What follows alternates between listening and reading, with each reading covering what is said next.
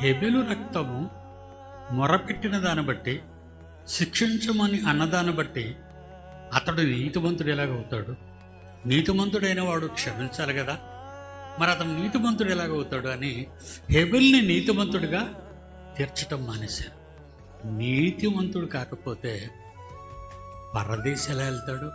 మత్తయి సువార్త 23:35 నీతిమంతుడైన హేబెలు రక్తము మొదలుకొని బలిపీఠమునకును దేవాలయమునకు మధ్య మీరు చంపిన బరకీయ కుమారుడగు జకరియా రక్తము వరకు భూమి మీద చిందింపబడిన నీతిమంతుల రక్తం అంతయు మీ మీదికి వచ్చు. నీతిమంతులు అని యేసుక్రీస్తు చెప్పాడు.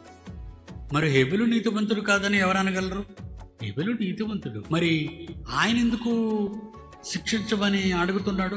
అప్పటికి యేసుక్రీస్తు భూమి మీదకి రాలేదు. హేబెలు మరణానికి యేసుప్రభు రాలేదు. హేబెలు మరణించిన 4000 సంవత్సరాల తర్వాత యేసుక్రీస్తు, నేటికి 2026 సంవత్సరాల క్రితం యేసుక్రీస్తు భూమి మీదకి వచ్చాడు.